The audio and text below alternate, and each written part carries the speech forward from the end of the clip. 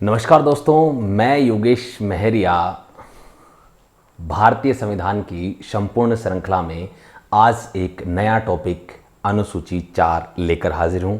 तो आज हम अनुसूची 4 के बारे में बात करने वाले हैं, लेकिन उससे पहले मैं आज कुछ बातें आपसे करना चाहता हूं। देखिए दोस्तों, यदि आप जो है कंपटीशन की तैयारी कर रहे हैं तो सही और सटीक पढ़ना बहुत ही आवश्यक है। जिस विषय वस्तु का आप अध्ययन कर रहे हैं वो आगामी एग्ज़ाम के दृष्टिकोण से आपकी बहुत ही महत्वपूर्ण होती है और उसी के द्वारा हम अध्ययन करने के बाद में ही एग्ज़ाम को क्रैक कर पाते हैं। तो उसी को ध्यान में रखकर मेरी जो अध्ययन सामग्री है वो जो मैं आपके जो ये हमारे लेसन्स हैं, हमारा जो क्लासरूम प्रोग्राम जो चल रहा है उसी को ध्यान में रखकर बनाया गया है। पहली बात। दूसरी चीज़, आप ये बिल्कुल नहीं सोचें कि अभी लॉकडाउन चल रहा है, हमारी तैयारी कैसे चल रही है कैसे नहीं चल रही है। तो आप विशेष तौर से अभी पूरा कंसंट्रेशन रखें, पूरा एक एक क्लास को आप आराम से पढ़ें, क्योंकि एग्ज़ाम कभी भी हो हमें एक एक टॉपिक क्लियर करना है, एक एक सब्जेक्ट क्लियर करना है। ठीक है, तो आइए मैं आज अनुसूची 4 शुरू करने जा रहा हूं। तो अनुसूची 4 शुरू करने से पहले आज मैं आपसे कुछ सवाल पूछना चाहता हूं। यदि आपको उन सवालों के जवाब पता हैं तो इसका मतलब ये है कि आपकी जो तैयारी है वो एकदम सटीक और सही चल रही है। यदि नहीं तो उसमें और अधिक मेहनत करने की आवश्यकता है। तो आइए दोस्तों, मैं आपसे कुछ सवाल पूछता हूं। नंबर 1, पहला सवाल, अनुसूची 4 में कुल कितनी राज्यसभा की सीटों का वर्णन है? ठीक है। दूसरा सवाल, राज्यों से कितनी सीटों का वर्णन अनुसूची 4 में है? संघ शासित प्रदेशों को वर्तमान में राज्यसभा से कितनी सीटें आवंटित की गई हैं, या कितने संघ शासित प्रदेशों को वर्तमान में राज्यसभा की सीटें आवंटित हैं?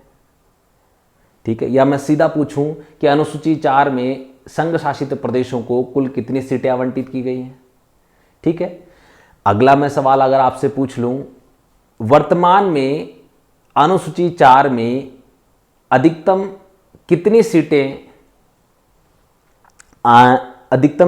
सीटें राज्यों को व संघ शासित प्रदेशों को मिलाकर आवंटित की गई हैं? इसकी सीमा कहां तक बढ़ाई जा सकती है? तो ये बहुत सारे सवाल इसके अंदर बनते हैं। यदि आपको पता है कि वर्तमान में कितने संघ शासित प्रदेशों को सीटें आवंटित है, कितनी राज्यों को है, सर्वाधिक जिस राज्य को राज्यसभा की सीटें आवंटित हैं वो कौन सा है, न्यूनतम राज्यसभा की सीटें आवंटित होने वाला राज्य कौन सा है, इसी के साथ सर्वाधिक राज्यसभा की सीटें आवंटित होने वाला संघ शासित प्रदेश कौन सा है, न्यूनतम राज्यसभा की सीटें आवंटित होने वाला संघ शासित प्रदेश कौन सा है। तो ये बहुत सारे सवाल हैं। तो आइए आज हम इन सभी का उत्तर जो है जानने का प्रयास करेंगे और मेरा उद्देश्य ये रहेगा कि मैं आपको एक एक कंसेप्ट के साथ आपके सभी सवालों का जवाब दे पाऊँ। तो दोस्तों शुरू करते हैं अनुसूची 4। देखिए दोस्तों, अनुसूची 4 अनुसूचियों की श्रृंखला में यदि हम बात करें अनुसूची 4, तो अनुसूची 4 अपने आप में बहुत ही महत्वपूर्ण है। पहली बात तो अनुसूची 4 में क्या है? अनुसूची 4 में सीधा सीधा कहा गया है कि राज्यसभा की सीटों का आवंटन,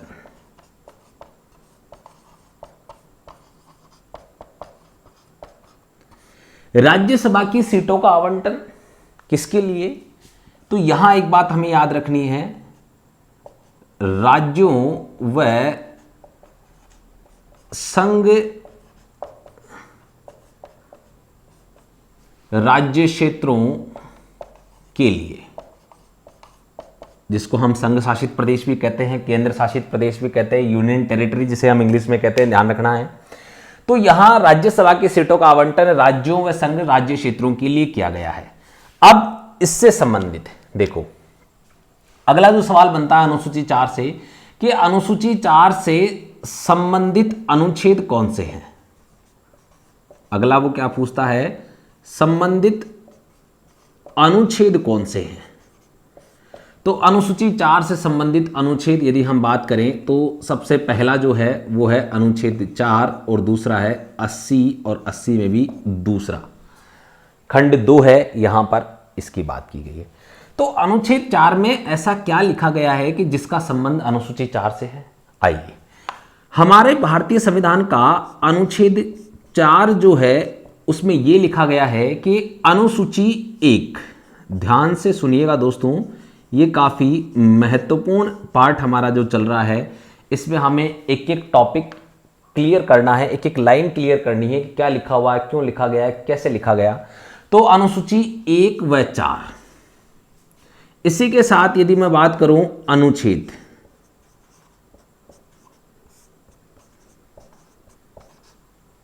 2 व 3, अनुच्छेद 2 व 3 के अधीन बनाई गई विधियां,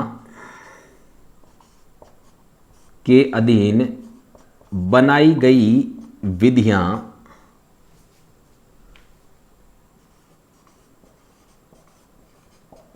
ठीक है, इसी के साथ तथा संशोधन,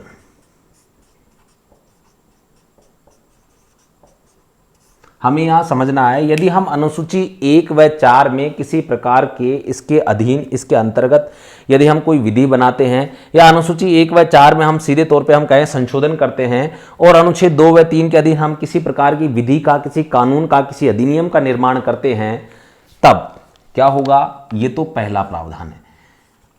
अनुच्छेद 4(2) दूसरा प्रावधान क्या कहता है? वो ये कहता है कि इस प्रकार का जो भी संशोधन होगा वो भारतीय संविधान के अनुच्छेद 368 के अंतर्गत नहीं समझा जाएगा। यानी कि हम बात करें कि अनुसूची 1 व 4 अनुच्छेद 2 व 3 के अधीन बनाई गई विधियों तथा अनुसूची 1 व 4 अनुच्छेद 2 व 3 में किसी प्रकार का कोई हम संशोधन करते हैं या हम किसी प्रकार की कोई विधि बनाते हैं, तो वो भारतीय संविधान के अनुच्छेद 368 के अंतर्गत संशोधन नहीं समझा जाएगा। अब आपको एक बात यहां आपके सामने नया प्रश्न उठ रहा है कि भैया अनुच्छेद 368 क्या है? तो हमें यहां समझने की आवश्यकता है। देखो, भारतीय संविधान में यदि मैं बात करूं, संविधान संशोधन की जो प्रक्रिया है, ठीक है, भारतीय संविधान के संशोधन की जो प्रक्रिया है वो भारतीय संविधान के भाग 20 और भाग 20 के अनुच्छेद 368 में वर्णित है। यानी कि अनुच्छेद 368 के अनुसार भारतीय संविधान में संशोधन जो हम करते हैं उनका विशेष रूप से किस प्रक्रिया का हम फॉलो करेंगे, किस प्रक्रिया के अनुसार भारतीय संविधान में हम संशोधन करेंगे, इसका उल्लेख कहां है? अनुच्छेद 368 में। अब यहां से सवाल बनता है कि अनुच्छेद 368 में कौन सी प्रक्रिया का उल्लेख है जिसका अनुसरण हम इन अनुच्छेद 2 व 3 अनुसूची 1 व 4 में संशोधन करने में नहीं करेंगे। तो हमें यहां देखने वाली बात है, तो इसको मैं यहां इधर बता देता हूं। अनुच्छेद 368 के अंदर यदि मैं आपसे बात करूं तो यहां पर 2 प्रकार की प्रक्रिया का उल्लेख है। यानी कि अब हमसे सवाल पूछा जाता है कि अनुच्छेद 368 के अनुसार भारतीय संविधान में संशोधन कितने प्रकार से किया जा सकता है? 2 प्रकार से किया जाता है। अब यहां पे अगला जो सवाल बनता है वो ये 2 प्रक्रिया कौन सी है? देखो, पहली सदन, यानी कि हमारे संसद के कितने सदन है? 2 सदन। सदन के कुल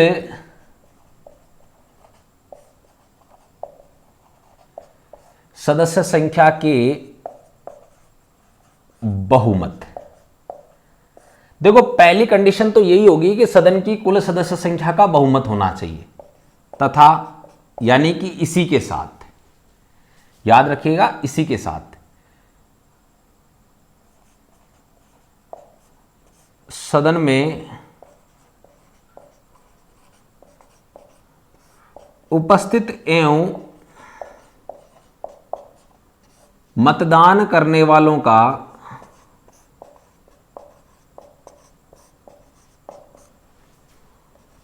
करने वाले सदस्यों का कम से कम 2/3 बहुमत। अब हम बात करें, मान लीजिए कि हमारे यहां सदन में, किसी सदन में 100 सदस्य हैं, सपोज करो आप, ठीक है। अब कुल सदस्य संख्या का बहुमत, कुल सदस्य संख्या का बहुमत कब होगा, यानी कि जब 51 लोग मत देंगे, यानी कि ये पहली कंडीशन है, ये तो फॉलो होनी चाहिए।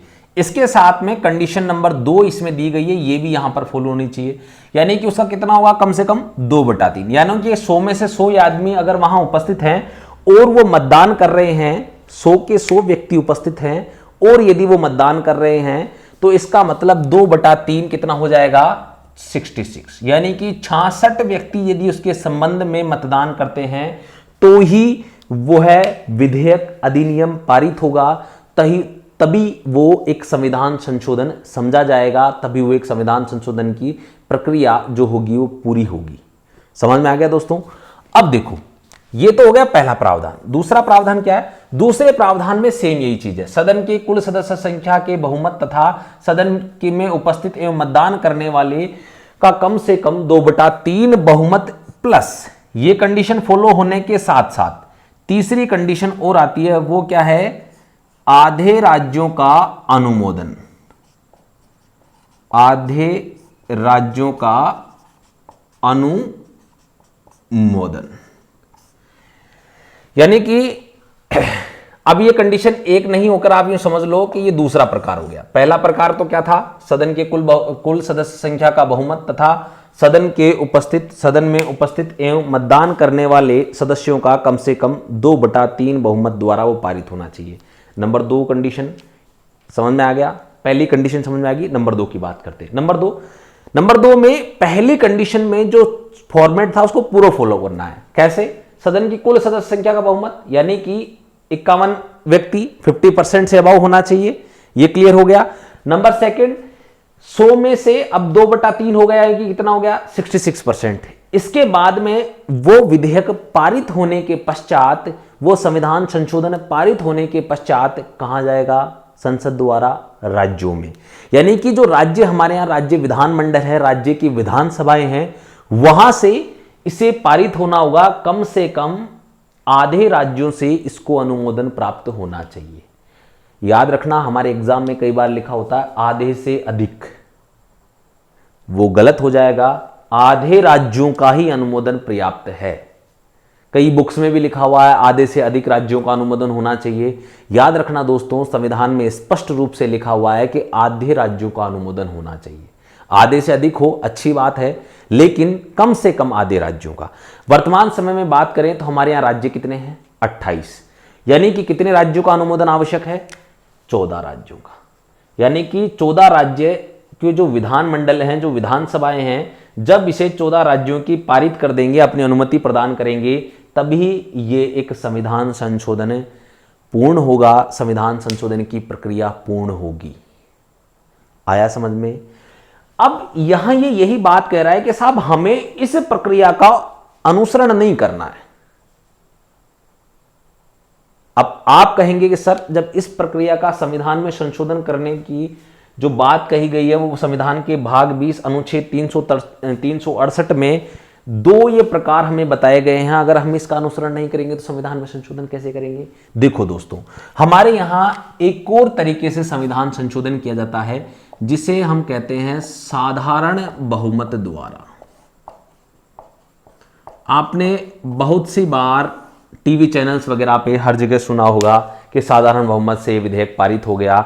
हमें भारत में जब भी कोई अधिनियम बनाना होता है, जब भी हमें कोई कानून बनाना होता है, तो हम इसी का अनुसरण करते हैं, और इसी का अनुसरण हम यहां पे अनुसूची 1 व 4 में तथा अनुच्छेद 2 व 3 के अधीन बनाई गई विधियों में संशोधन करने के लिए भी हम साधारण बहुमत का अनुसरण करेंगे। यानी कि संविधान, अब सवाल आता है संविधान में संशोधन कितने प्रकार से होता है, तो आपको यहां विशेष तौर पे याद रखना है कि यदि संविधान में संशोधन की बात हो तो आपको याद रखना है संविधान में संशोधन 3 प्रकार से होता है। एक तो साधारण बहुमत, ठीक है, एक विशेष बहुमत, इसे हम क्या कहते हैं, विशेष बहुमत, इसको हम क्या कहते हैं, विशेष बहुमत,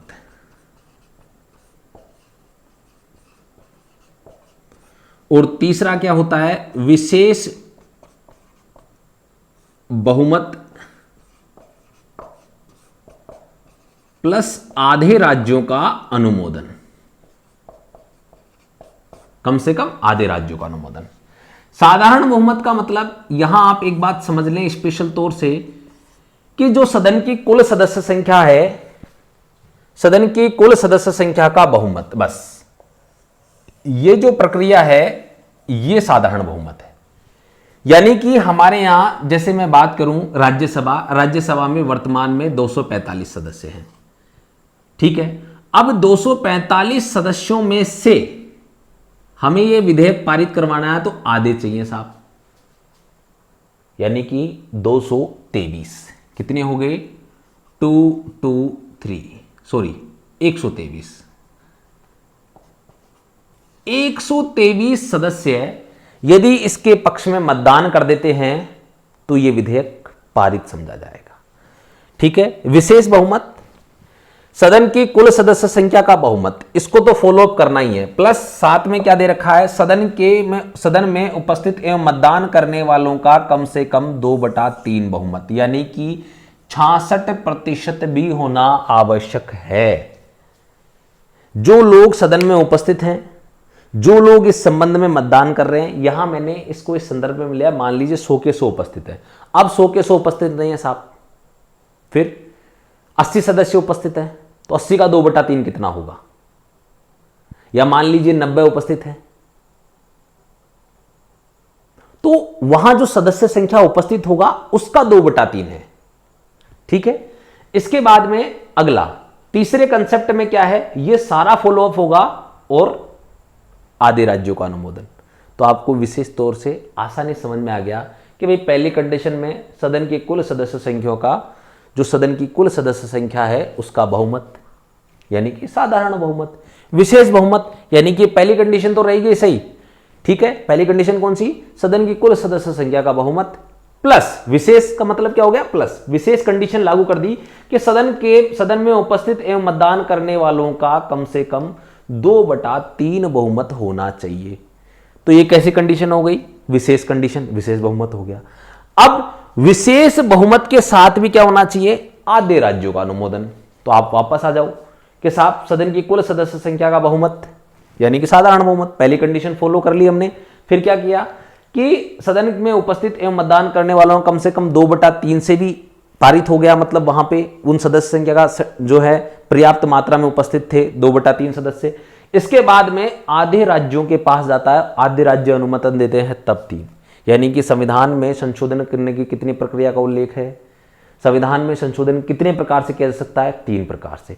और यदि हम बात करें कि भारतीय संविधान में अनुच्छेद 368 के अनुसार कितने प्रकार से संशोधन किया जा सकता है, तो वहां होगा 2 प्रकार से। देखो दोस्तों, इसको मैं थोड़ा यहां इसलिए समझा रहा हूं क्योंकि बार बार कंफ्यूजन वाला पोर्शन है हर जगह। अब मैं जब भी संविधान पढ़ाऊंगा, जब भी आगे हम बात करेंगे, हम बात करें भले आपका अनुच्छेद मूल अधिकारों की बात करेंगे, नागरिकता की बात करेंगे, तो मूल अधिकारों में भी कुछ जगह आपके यहाँ लिखा हुआ है कि ये नहीं समझा जाएगा, तो फिर मुझे बार बार एक्सप्लेन करना पड़ेगा। तो मैं चाहता हूं कि आप एक बार इसको अच्छे से समझ लें ताकि आपको भी समस्या नहीं आए, आपको भी दिक्कत नहीं आए कि भी बात क्या है। तो उम्मीद करता हूं कि आपको समझ में आया होगा। संविधान में संशोधन 3 प्रकार से होता है, और वह पूछ ले कि भारतीय संविधान के भाग 20 में संशोधन की कितनी प्रक्रिया को लेके, तो भाग 20 में आपको पता है केवल 2 ही प्रकार की प्रक्रिया का उल्लेख है। कौन सी, विशेष बहुमत प्लस विशेष बहुमत पहली तो, और दूसरी क्या है, विशेष बहुमत प्लस आधे राज्यों का अनुमोदन। और ये कौन से अनुच्छेद में, अनुच्छेद 368 में। तो वो अनुच्छेद 368 में कितने प्रकार संविधान संशोधन प्रक्रिया का उल्लेख है, 2 प्रकार की प्रक्रिया का उल्लेख है। उम्मीद करता हूं आपको यहां तक समझ में आया होगा। अब हम बात करने वाले हैं प्रॉपर रूप से अनुसूची 4 के अनुच्छेद 80(2) के बारे में, ठीक है। तो देखो दोस्तों, आप इसको फटाफट से लिख लो, फिर स्क्रीनशॉट ले लीजिए ताकि मैं इसके आगे बात करता हूं कि हम आगे जो बात करने वाले हैं अनुच्छेद 80 के संदर्भ में बात करेंगे।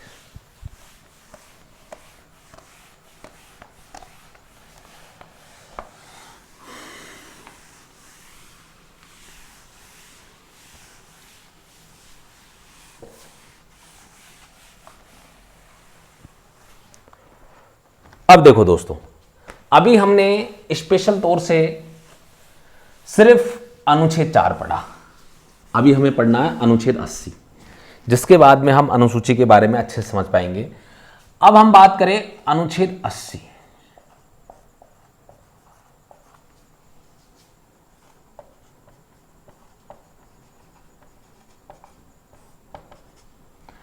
अनुच्छेद 80 में क्या है?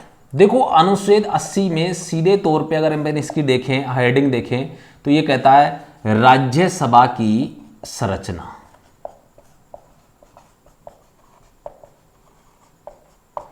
क्या है दोस्तों? यहां पर राज्यसभा की संरचना के बारे में उल्लेख किया गया है, प्रावधान किया गया है, यहां बताया गया है कि राज्यसभा की संरचना कैसी होगी। अब यानी कि राज्यसभा का स्ट्रक्चर कैसा होगा, कितने सदस्य होंगे, ये बात बताइए। इसी का अनुच्छेद 80 एक है, ठीक है, और इसका कै प्रावधान, जैसे मैंने बताया था ना, अनुच्छेद 80 का क्या है, पहला खंड, उसका भी क्या है, ये वाला, ठीक है। या हम कह सकते हैं सीधा इसको एक में भी ले लो, आप कोई दिक्कत नहीं, आप समझ लो। यहां पे यहां कह रहा है कि राष्ट्रपति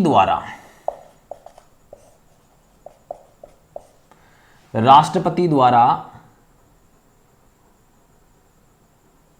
मनोनीत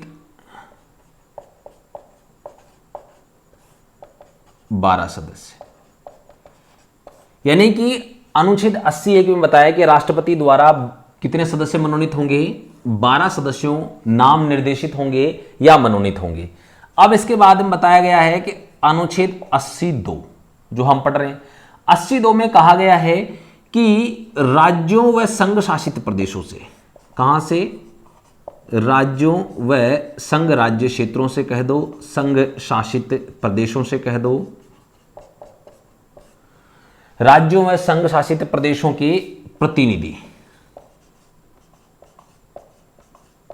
जो निर्वाचित होंगे, निर्वाचित प्रतिनिधि कितने होंगे, 238, अधिकतम कितने होंगे, 238 कितने होंगे, अधिकतम, याद रखना इससे अधिक नहीं होंगे, यहां ऐसा लिखा गया, अधिकतम कितने होंगे, 238। अब टोटल हम बात करें तो कितने हो गए, 250। तो आपको एक बात आंसर तो मिल गया हो गया कि राज्यसभा की अधिकतम सदस्य संख्या कितनी हो सकती है, ठीक है, राज्यसभा की अधिकतम सदस्य संख्या कितनी होगी, अधिकतम सदस्य संख्या कितनी होगी, 250, कितनी होगी, 250। तो राज्य व संघ शासित प्रदेशों कितने प्रतिनिधि चुने जाएंगे, 238 अधिकतम, और राष्ट्रपति द्वारा कितने मनोनीत होंगे, 12। अब ये जो 12 सदस्य मनोनीत होते हैं, ये किन क्षेत्रों से होंगे, इनका उल्लेख अनुच्छेद 83 में किया गया है। यदि हम बात करें कला, विज्ञान, साहित्य और समाज सेवा, ठीक है, यानी कि 4 क्षेत्र हैं। कितने क्षेत्र हैं, 4। तो आपसे बहुत सी बार सीधा सा सवाल पूछ लेता है कि अनुसूची 4 में, अनुसूची 4 में राज्यों से वर्तमान में कितने सदस्य निर्वाचित हैं, या अधिकतम कितने सदस्य राज्य और संघ शासित प्रदेशों से निर्वाचित हो सकते हैं, तो कितने हो सकते हैं, 238 निर्वाचित हो सकते हैं। वर्तमान में कितने हैं, तो वर्तमान में मैं आपको बता देना चाहता हूं 233 है। कितने हैं, 233 है, ठीक है, प्लस 12 मनोनीत होते हैं, अर्थात वर्तमान में हमारी जो लोकसभा की सदस्य संख्या है वो कितनी है, 245, वर्तमान में हमारी जो राज्यसभा की सदस्य संख्या है वो कितनी है, 245 है दोस्तों, ठीक है दोस्तों। तो आइए हम आगे बात करते हैं इसी के संदर्भ में। अब यहां से अगला जो हमारे राज्यसभा के संदर्भ में सवाल पूछ सकता है कि राष्ट्रपति द्वारा जो 12 सदस्य मनोनीत होते हैं वो कितने क्षेत्रों से होंगे, 4 क्षेत्रों से। कौन कौन से, कला, विज्ञान, साहित्य, समाज सेवा। ये इसी क्रम से संविधान में लिखे गए हैं जिस क्रम से मैंने आपके सामने लिखा है, ठीक है। तो ये आपके सामने अनुच्छेद 4 और अनुच्छेद 80 की जो प्रक्रिया है वो आपको समझ में आई होगी। अब देखिए दोस्तों, आगे हम बात करते हैं कि अनुच्छेद 80(2) राज्यों व संघ शासित प्रदेशों के प्रतिनिधि कितने होंगे, 238, ठीक है। अब इनका उल्लेख कहां किया गया है, इनका प्रावधान कहां किया गया है, यहां बताया गया है कि राज्यों व संघ शासित प्रदेशों से जो प्रतिनिधि चुने जाएंगे वे सभी किसके अनुसार चुने जाएंगे, वे सभी अनुसूची 4 के अनुसार चुने जाएंगे, अनुसूची 4 के द्वारा निर्वाचित होंगे। अनुसूची 4 में जिस प्रकार सीटों का आवंटन किया गया है उसी प्रकार प्रत्येक राज्य से, प्रत्येक संघ शासित प्रदेशों से राज्यसभा के लिए जो प्रतिनिधि हैं वो निर्वाचित होंगे। यानी कि सीधे तौर पे हम बात करें, अनुच्छेद 82 में अनुसूची 4 की सारणी का उल्लेख किया गया है। एक सारणी हम पढ़ेंगे जिस सारणी में बताया गया है कि प्रत्येक राज्य व संघ शासित प्रदेशों से कितने राज्य प्रतिनिधि के तौर पे राज्यसभा में भाग लेंगे। क्लियर हुआ? चलिए दोस्तों, अब मैं इसको मिटा देता हूं, आप इसको लिख लीजिएगा कि अनुच्छेद 80 क्या कहता है। और अब हम जो बात करेंगे वो बात करेंगे सारणी के संदर्भ में। किसके संदर्भ में बात करेंगे? सारणी के संदर्भ में अब हम जो है बात करेंगे। ठीक है,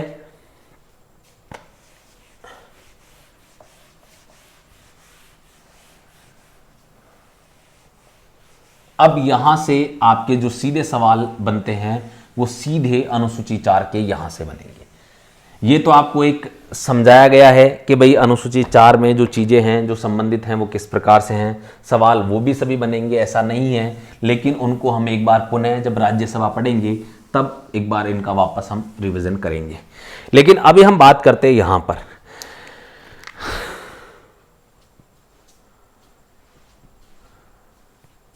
राज्यों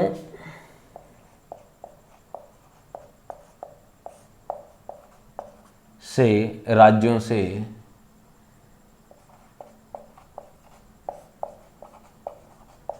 राज्यसभा की सीटों का आवंटन। ठीक है दोस्तों, देखो सबसे सर्वाधिक कहां की हैं? सर्वाधिक हैं यूपी की। सर्वाधिक किसकी हैं? यूपी की। तो यूपी की कितनी है दोस्तों? यूपी की है 31। कितनी है? 31। दूसरा है महाराष्ट्र। दूसरा कहां से है? महाराष्ट्र। तो महाराष्ट्र से कितनी है? 19 है दोस्तों। कितनी है? 19। अब इसके बाद में तीसरा हमारा जो है वो है तमिलनाडु। तीसरा कौन सा है? तमिलनाडु। तमिलनाडु से कितनी है? 18। इसके बाद में अगर मैं आपसे बात करूं बिहार, बिहार से कितनी है? 16। इसके बाद में मैं बात करूं आपसे पश्चिम बंगाल, तो पश्चिम बंगाल से भी कितनी है दोस्तों? 16। अब आपको सामने ये जो 5 अनुसूचियां लिखी गई हैं क्रम से, 5 जो क्रम से इनको लिखा गया है, इनको याद करना सबसे ज्यादा महत्वपूर्ण है। सबसे ज्यादा महत्वपूर्ण है क्योंकि एग्जाम में बार बार, अनेकों बार आपके सामने ये सारणी के रूप में दे देता है कि राज्य और सामने राज्यसभा की सीटें और कहता है सुमिलित करो। उस समय हम असमंजस की स्थिति में पड़ जाते हैं कि किस राज्य से कितनी थी। तो हमें स्टार्टिंग के 4 और 5 राज्यों की हमेशा से याद रखनी है। तो सबसे पहले हमने बात की उत्तर प्रदेश, कितनी है? 31। नंबर 2 हमने बात की महाराष्ट्र, कितनी है? 19। नंबर 3 तमिलनाडु, कितनी है? 18। नंबर 4 बिहार, कितनी है? 16। अगली हमने बात की पश्चिम बंगाल, वहां से भी कितनी है? 16। अगला नंबर आता है दोस्तों आंध्र प्रदेश का। किसका आता है? आंध्र प्रदेश का। और आंध्र प्रदेश से कितनी है? 12। अब इस सारणी में मैं फटाफट आगे लिख देता हूं, आप देख लीजिएगा। 12। इसके बाद में अगर हम बात करें नंबर 7, तो यहां हम देखेंगे गुजरात, और गुजरात से कितनी है? गुजरात से दोस्तों 11 है। और इसके बाद हम बात करें सॉरी देखो दोस्तों, यहां है कर्नाटक। नंबर 6 कौन सा है? कर्नाटक। कर्नाटक से 12 है और आंध्र प्रदेश से 11 है। आंध्र प्रदेश से 11 है, गुजरात से 11 है, और इसी के साथ अपना जो एमपी है नंबर 8, और एमपी से भी कितनी है? 11 हैं। तो फटाफट से मैं आपकी एक सारणी में बना देता हूं, जिससे आपको आसानी से समझ में आएगा कहां से कितनी जो है सीटों का उल्लेख किया गया है। इसी के साथ अगर हम नंबर 9 में बात करें तो हमारे आता है राजस्थान। राजस्थान से कितनी है? 10 सीटों का उल्लेख है। और इसी के साथ 10 सीटों का उल्लेख अन्य कौन सा राज्य है? तो अन्य राज्य है उड़ीसा। अन्य राज्य कौन सा है दोस्तों? उड़ीसा।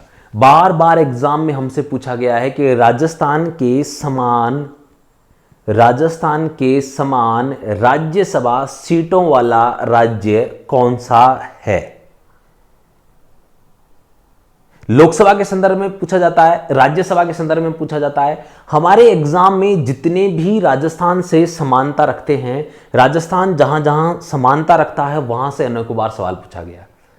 नवीनतम राज्य तेलंगाना बना, लेकिन तेलंगाना के जिलों की संख्या भी 33 है और राजस्थान के जिलों की संख्या भी 33 है, तो अनेक बार एग्जाम में पूछ लिया गया। इसी प्रकार उड़ीसा की भी हमने बात की, तो उड़ीसा की हम बात करें तो राज्यसभा की सीटों की संख्या कितनी है? 10। और राजस्थान की भी कितनी है? 10। तो एग्जाम में बार बार ये पूछा जाता है कि राजस्थान की समान राज्यसभा सीटों वाला राज्य कौन सा है? कौन सा होगा? उड़ीसा। देखिए दोस्तों, आपको यहां पर ये विशेष तौर से थोड़ा ध्यान रखना है। और इसके बाद में अगर हम बात करें तो केरल नंबर 11 पे कौन सा है? केरल। तो केरल की हम बात करें तो केरल में है 9। ठीक है। इसके बाद में हम बात करें असम। असम में कितनी है दोस्तों? 7। इसके बाद में हम बात करें तो अगला है अपना पंजाब। पंजाब में भी कितनी हो गई दोस्तों? 7 हो गई। और इसी के साथ आपका जो है, हमने अभी बात की थी तेलंगाना। आपने पढ़ा होगा जब हमने अनुसूची एक की बात की थी, वहां भी कितनी है? 7। इसके बाद में यदि हम बात करें तो आपके झारखंड हो गया।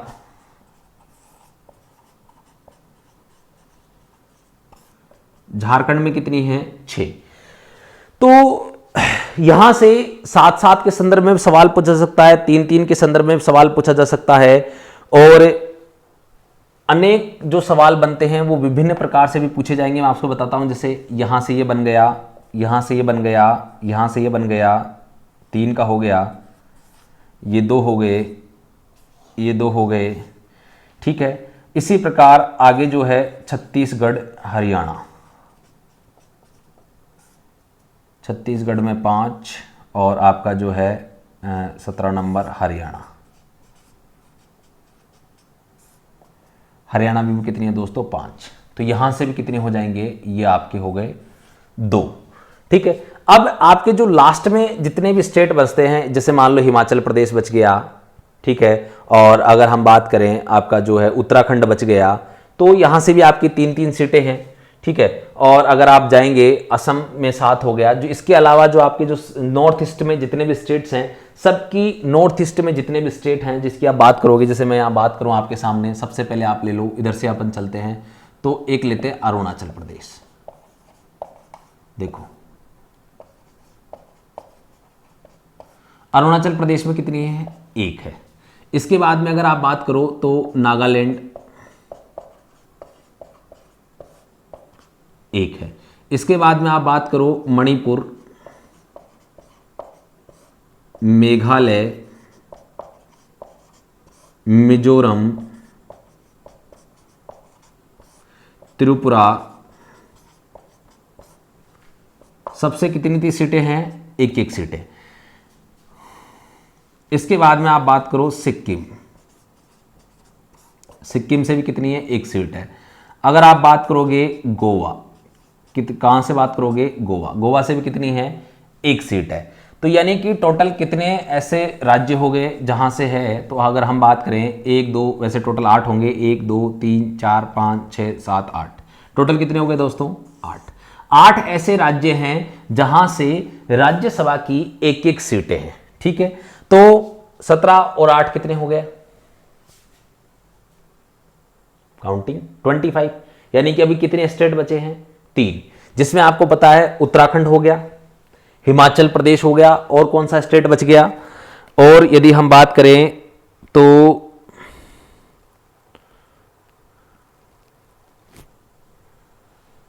17 3 20 और 5 25, 3 स्टेट बच गए अभी। चलो देखते हैं कौन सा स्टेट अपन ने मिस कर दिया। तो अभी तो अपन एक बार इसको लिख लेते हैं। तो एक तो हिमाचल प्रदेश हो गया, रिव्यू करेंगे अभी। यहां से भी 3 है और आपका उत्तराखंड से भी 3 है। ठीक है, पहले हमारे यहां 29 स्टेट से अभी कितने हैं, अभी देखो 20, 21, 22, 23, 24, 25, 26, 27। ठीक है दोस्तों, तो हमारे यहां से मैक्सिमम टाइम जो सवाल पूछे जाते हैं वो यही पूछे जाएंगे आपके सामने कि भाई कौन से राज्य से किससे कौन सा स्टेट है, मतलब किस स्टेट से कितनी हमारी जो राज्यसभा की सीटें हैं उनका आवंटन किया गया है। ये हमारे लिए काफ़ी महत्वपूर्ण बच जाता है। देखिए अगर हम जैसे इसको याद रखना चाहते हैं तो हम जैसे मैप के हिसाब से भी याद रख सकते हैं। जैसे मान लीजिए अभी मैं एक स्टेट भूल गया, मान लीजिए कि मुझे साहब नहीं याद है, हालांकि मुझे याद आ गया है, लेकिन फिर भी एक बार मैं आपको जैसे तरीका बता देता हूँ। जैसे मैंने अपने अभी दिमाग में रिकॉल किया कि यार कौन सा स्टेट अपना जो है मिस हो गया। देखो तो हमने अभी आपसे बात की सारी चीज़, जैसे मैंने लिखा यूपी आ गया, ठीक है। तो अपन जैसे ऊपर से मैंने टच कर लिया एक बार कि भाई जम्मू कश्मीर अभी अपना जो यूनियन टेरिटरी बन गया। तो इसके बाद मैंने यहाँ देखा कि भाई पंजाब है, हरियाणा आ गया, राजस्थान आ गया, गुजरात आ गया, महाराष्ट्र आ गया। फिर जैसे मैं यहाँ पहुँचा कि यार गोवा आ गया, ठीक है। इसके बाद में यहाँ जो है कर्नाटका की सीमा लगती, कर्नाटक आ गया। केरल नहीं आया, यानी कि केरल में कितनी है, केरल में 9 है। तो यहाँ हम शायद एक जगह लिखना भूल गए, इसके बाद में आ गया ना केरल आप लिख तो दिया अपन ने 11वें नंबर पे, ठीक है। तो केरल भी हमारा जो है क्लियर है पूरा का पूरा। तो इसके पश्चात कौन सा बच गया भाई, इस केरल भी रह गया है, आ गया है।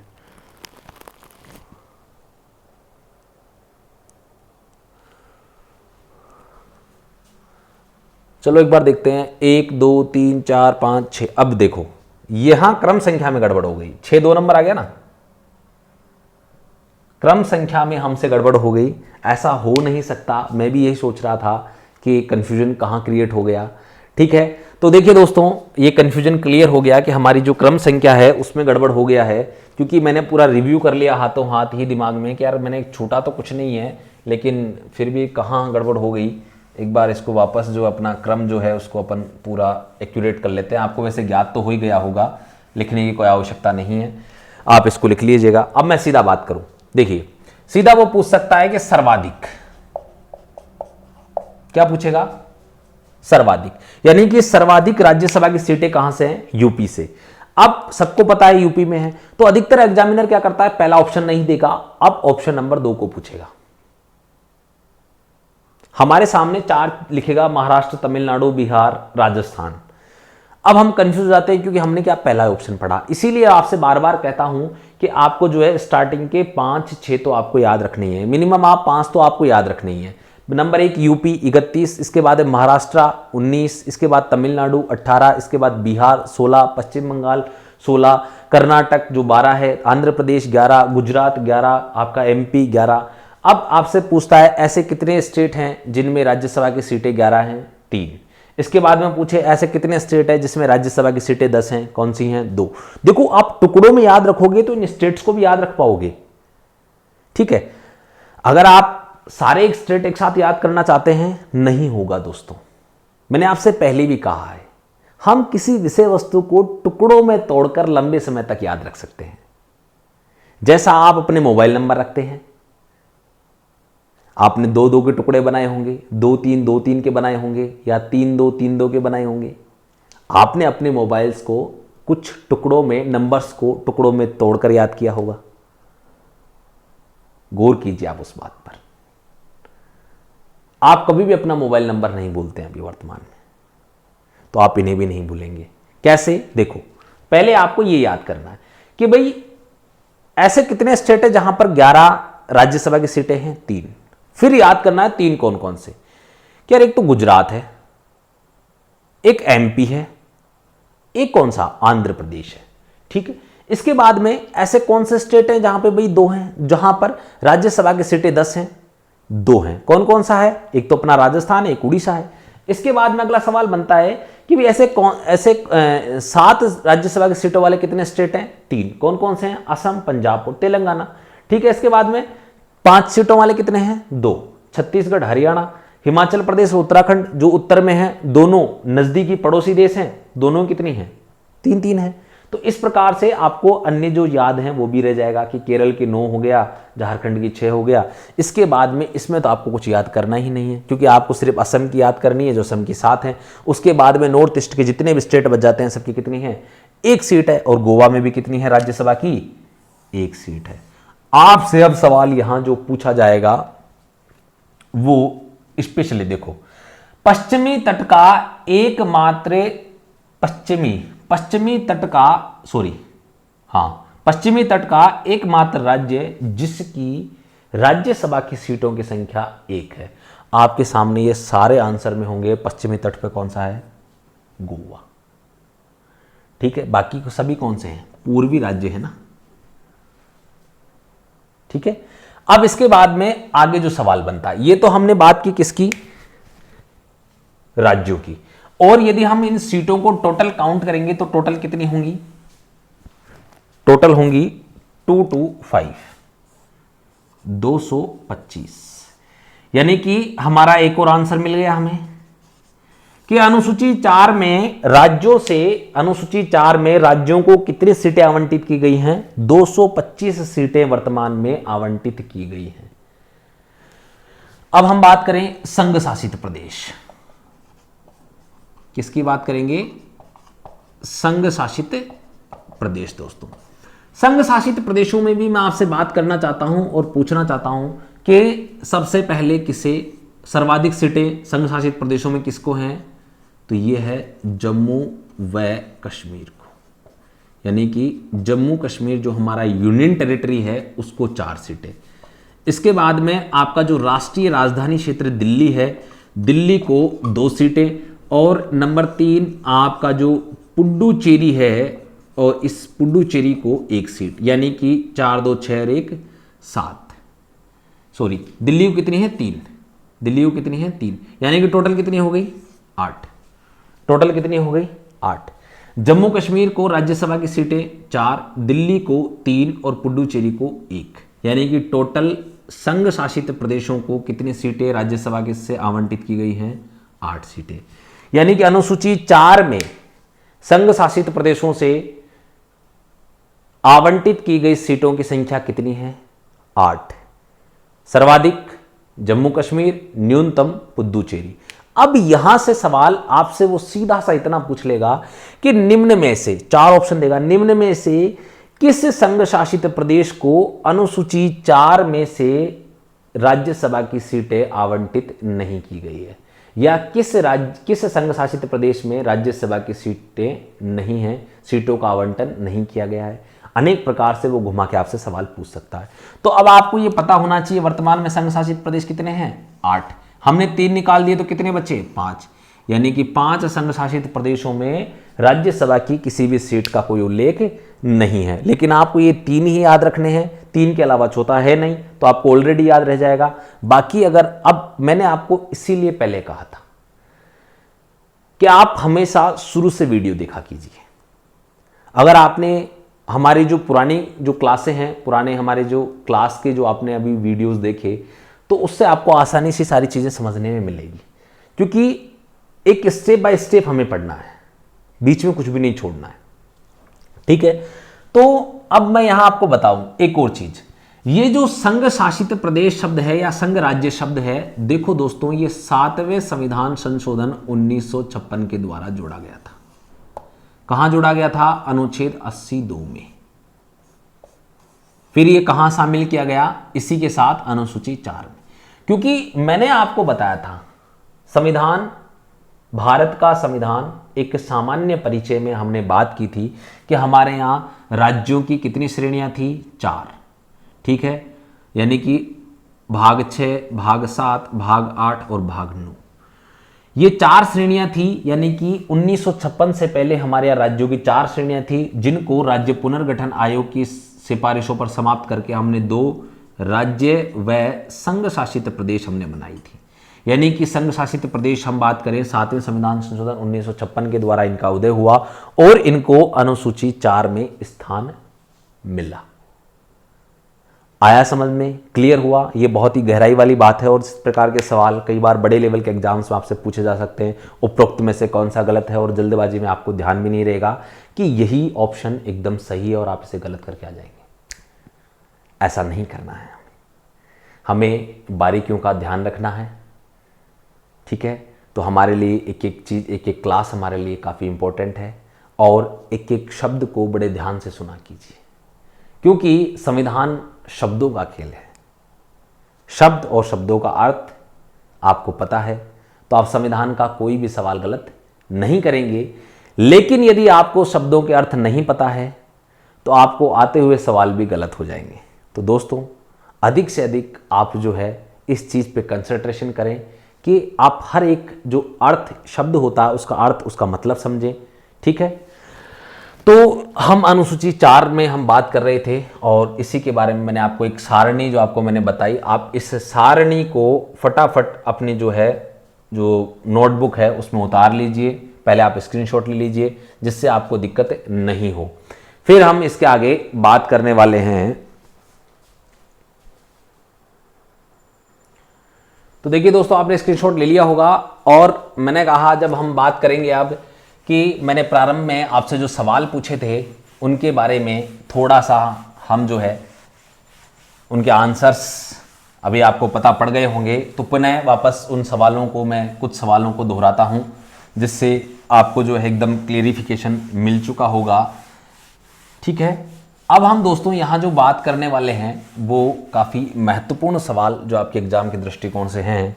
मैंने उन्हीं के बारे में बार बार बात की है, बार बार उन्हीं को दोहराया है। मैं पुनः दोहराता हूं। अनुसूची 4 में राज्यों में संघ शासित प्रदेशों के लिए कुल कितनी सीटों का आवंटन किया गया है? 233 सीटों का आवंटन वर्तमान में किया गया है। 233 कैसे? देखो, 225 सीटें अभी आपने पढ़ी राज्यों से हैं और 8 सीटें संघ शासित प्रदेशों से है कि नहीं है? तो टोटल कितनी हो गई? 233 सीटों का आवंटन किया गया है। अब आपसे फिर ये अलग अलग सवाल आपसे पूछा जाता है कि राज्यों से अनुसूची 4 में राज्यों से कितनी सीटें आवंटित की गई हैं? राज्यों के लिए 225, संघ शासित प्रदेशों के लिए 8 वर्तमान में। ठीक है, अब इसी के आगे हम अगला अगर हम सवाल देखें तो इसमें मैंने आपको बता दिया कि वर्तमान में कौन से संघ शासित प्रदेशों को अनुसूची 4 में स्थान दिया गया है। ध्यान से देखिएगा, वहां वो आपसे सीटें नहीं पूछेगा, वो आपसे सिर्फ ये पूछेगा कि निम्न में से कौन से संघ शासित प्रदेश ऐसे हैं जिनको अनुसूची 4 में स्थान दिया गया है। तो आपको ये पता होना चाहिए, पहला हमने पढ़ा जम्मू कश्मीर, नंबर 2 हमने पढ़ा दिल्ली और नंबर 3 ऐसा था आपका पुडुचेरी। ठीक है, मेरा कहने का अर्थ यही है, आपसे वो किसी भी प्रकार का सवाल पूछे आप सक्षम होने चाहिए उसका उत्तर देने में। और मेरा उद्देश्य यही है कि प्रत्येक बच्चा संविधान का कोई भी सवाल हो उसका उत्तर देने में सक्षम हो। ठीक है, और यदि आपको क्लास के लेसन्स जो हम पढ़ रहे हैं सभी के सभी A to Z अगर आपको समझ में आ रहे हैं तो आप लाइक सब्सक्राइब जरूर करें हमारे चैनल को और अधिक से अधिक शेयर करें जिससे हमारे मनोबल में वृद्धि हो। ठीक है, अगले वीडियो में हम बात करेंगे अनुसूची 5 की। ठीक है दोस्तों, नमस्कार।